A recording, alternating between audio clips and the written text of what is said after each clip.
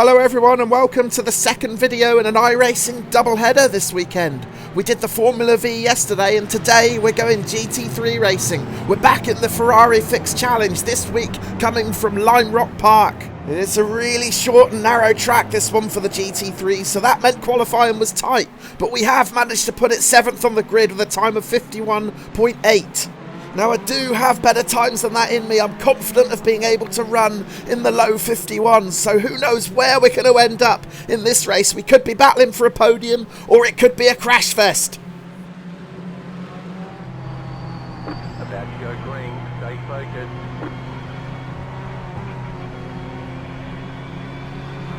Well, there goes the pace car into the pits, so that means we're underway at Lime Rock Park. It's time to get on the gas. Oh, but look at the pole sitter there.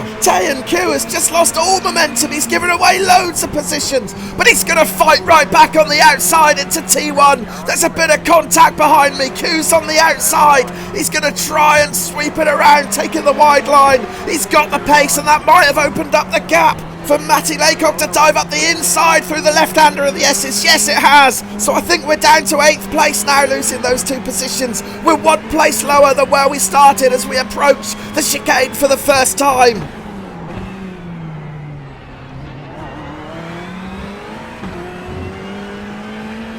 And as we climb up over the hill, we've already opened up a second gap to Jonathan Rennie behind, so that's encouraging. Now we've got to concentrate on just trying to stick with this pack ahead, but already it's looking difficult. Oh, and Q's got in all kinds of trouble on the exit of the final turn. He was lucky not to take Matty Laycock with him there. Well, we saw just how hard Q was pushing when we reached turn 1 on the previous lap. He made such a mess of that start. He was clearly on a charge, trying to make back as much time as he could, as quickly as possible, but he obviously just pushed too hard coming out of the final turn there, clipped the grass and lost the rear, and yeah, Laycock got really lucky then. That looked close. Just a bit late on the brakes there going into the chicane. We ran it in a little bit deep, didn't take it quite as smoothly as I'd hoped, so that'll give Jonathan Rennie the chance to close the gap behind, and he's done just that. It's down to 0.2 of a second now as we approach the final turn to end lap 2. We're lying in 6th place, but that does look like it might become 5th place when we cross the line, because the race leader, Chris Pettigrove, is in the pits. So something's gone down there. We'll have to check out the replay and see exactly what's happened. So yeah, this is a replay of the start, and it's going to be interesting to keep our eyes on the number 12 car there on pole position, Q, because something happened to him to cause him to lose all momentum. So we're going to switch to the chopper cam. Now the pace car's just pulled in. Q's away here, but then suddenly puts the brakes on, and cars have to take avoiding action. Now I wonder if he just pulled away a bit too quickly before the lights went green and passed the pace car before the pace car had entered the pit lane. Chris Pettigrove was right behind him and might have done exactly the same thing following Q, and that would explain why he was in the pits just then. He was serving a drive-through. Q was on a mission though, and this is the end of the first lap. He pushes really hard out of the final turn, just clips the grass, spins out, and he's really lucky not to take Laycock with him. We rejoin the live action on lap 4, and we've managed to gap Jonathan Rennie behind. He's 1.5 seconds back now, but we are struggling to stick with Matty Laycock and Adrian Cruzes ahead, but luckily they're going to get stuck into each other in a proper battle here, and that's going to give us the chance to close the gap. And it looks like Laycock is sizing up a move up the inside into the final turn. That's going to be tight. I can barely watch, but he didn't get it done. Cruzes held the line. Cruzes weaving all over the place by the looks of it in an attempt to try and defend that line, and we've got a back marker who's just come out of pit lane, and that is going to throw a real spanner in the works. Both cars had to get off the gas, and Laycock dived up the inside of Cruzes. Now I'm stuck on the outside of Cruzes, and that's opened up a gap on the inside for Rennie to come out of nowhere. He's back in play. Rennie goes around the outside of Cruzes, and there's contact, and Rennie's ended up in the barrier, so now we're right behind Cruzes again. I think he might be off pace here. I don't know if he's picked up damage, but he broke really early. We had to brake early too. That's put us offline. Now we've lost a position to 1000. We're going to have to get around as quickly as we can. It wasn't pretty. It was a little bit aggressive, but I didn't want to be stuck behind Cruches any longer. We did make contact with him as we forced our way through, so that's 4 incident points. But we take a bit too much curb on the inside of that final turn. That unsettled the car, but we got away with it. And somehow, after all that mayhem, we're going to end lap 5 still in 5th position. Yeah, I'm interested to check out the replay to see if Cruches picked up any damage or anything like that caused him to be so off pace all of a sudden, but I can't see anything obvious. There was a little tap there from Laycock behind, but I can't imagine it was enough to cause any significant damage, and from there Cruches just looked more concerned about holding the other cars up behind, myself included. Rennie decided to make a go for it around the outside. That was probably the wrong decision, and he ends up in the tyre wall. But watch how early he brakes here. Right there, he's on the brakes already. That's way before the usual braking point, and I had to take avoidant action. That opened up the gap for 1000 to get through. 1000's now going to push his way around the outside, and I had no choice but to do the same. I really didn't want to stay behind any longer than I needed to. So yeah, let's just say that driving style was erratic to say the least, and I carried on watching Cruches into the next lap. This is just behind me, and watch, he does exactly the same thing again. Just jams on the brakes in the middle of the corner and then takes a punt from behind, and that sends him off. But now, even more inexplicably, he's going to roll back onto the track, back onto the racing line, and then just park it up. So yeah, I've got no real answers as to what was going on here, so yeah, anyone can shed any light on it. Answers on a postcard to see our sim racing. Yeah, it's the chopper cam that shows the best example of this erratic braking. He's just been passed on the inside into T1, and right there, just gets on the brakes, and the car behind's got nowhere to go. Really bizarre. We're rejoining the live action on lap 7 now, and I'm really keen to get back around 1000 if I can. It was an unfortunate way to lose that 4th position, because I only really got passed by 1000 because I was getting tangled up with Cruches. I don't think 1000 would have had the pace to get around me on his own, but we're going to find out if I've got the pace to get back around him, because Lime Rock Park is notoriously difficult to overtake.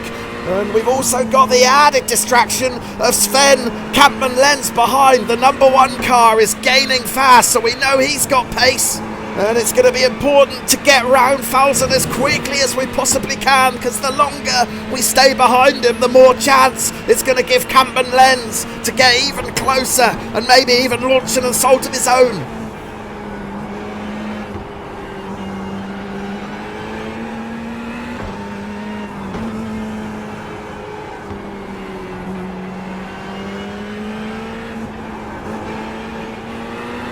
Oh, 1000 just lit up the rear a bit of that Ferrari coming out of the S's there. That might give us the chance to get a bit closer. We need to get this chicane right, get our line spot on. 1000's a little bit messy through there, and we're right on his tail now. Just for a split second, I did consider sticking it up the inside into that penultimate turn, but I'm glad we didn't. It wouldn't have ended well. Instead, we've got to concentrate on getting our exit spot on out of the final turn and hopefully carry a bit more speed. It looks like we have done. Let's pull alongside 1000 here. Can we get it done into T1? We need to be very good on the brakes here and hold that inside line, and we've managed it. We've made the pass safely. We're up to 4th.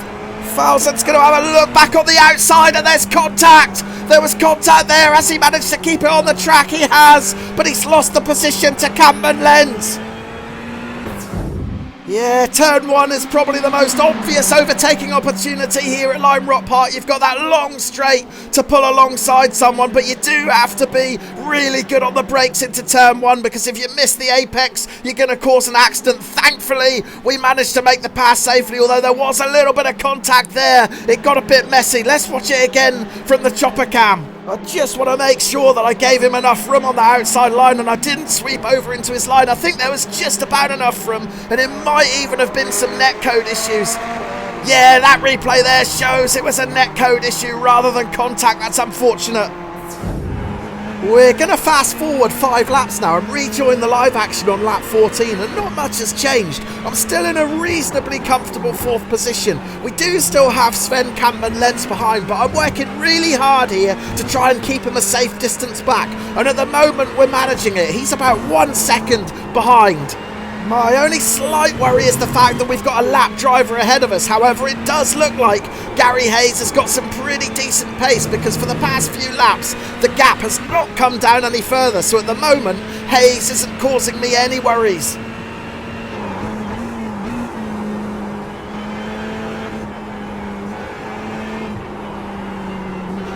Just didn't get my line quite right through turn 1 there, and that has allowed Kampmann Lenz to come right back in. He's halved the deficit. He was a second behind, now it's half a second.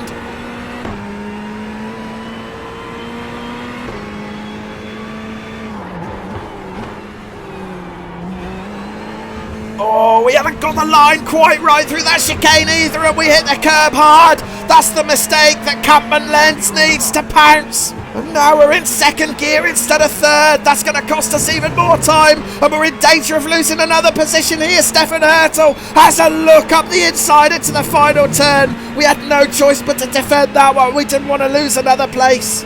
But have we got any answer to Kampmann Lenz? That's the question now. Can we get that 4th position back? And it looks like we might be able to, because he's run wide into T1 and he's out on the grass. So yes, we have got 4th position back. And Stefan Hertel's come through too. Yeah, I've not made many mistakes in this race, but this was a big one. My line was all wrong on exit from this chicane. Took way too much of that curb. The car bounces aggressively, and that's the opportunity that Kampmann Lenz needs to dive in front. Now keep your eyes on Hertel in the green car behind me. He's going to have a real look up the inside into the final turn, but we defend it tightly. Just about hold on to the position, but that was close. And as we start the charge down the start-finish straight, my first thought now is that I'm not going to be able to stick with Kampmann Lenz. It looks like he's got the pace on me. However, he just runs it in too hot into T1, gets out onto the grass. Look, that's why he lost so much time. So I reclaim my 4th position, and Stefan Hertel moves up to 5th.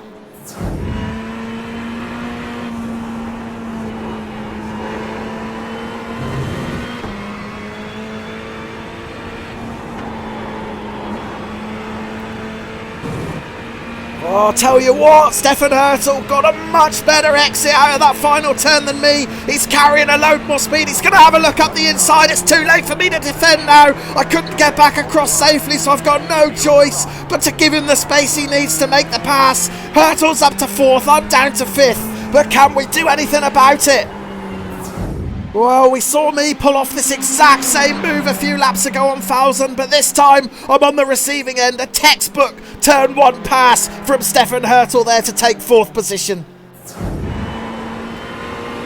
Well, I'm pretty sure this is going to be the last lap now, so we're running out of time if we're going to do anything about getting that 4th position back on Hertel. Can we get close enough to make a move up the inside into T1? There's the white flag. This is going to be the last lap.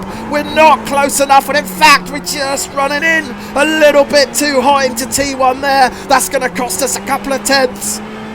Hertel's advantage now is up to 0.9 seconds as we work our way around the left-hander, and we're going to exit the right-hander to start the charge down to the chicane. So I've got to hope for a mistake in the chicane, I think, from Hertel here. Is he going to get through it safely? It looks like he is. We're going to have to as well. We're going to close in a little bit, are we? It's 0.8 of a second, not enough, and we just lose a bit of grip on exit. That might be curtains. Yeah, we're not going to be close enough to make a move on Hertel coming into the final turn, so we're going to have to settle for 5th position, but I'm more than happy with that in a strong and competitive field like this one. To get a top 5 and a huge iRacing boost is really satisfying. There were a couple of messy moments during the overtakes on Cruces and Falzen, and as a result of those instant points, we have lost a chunk of safety rating.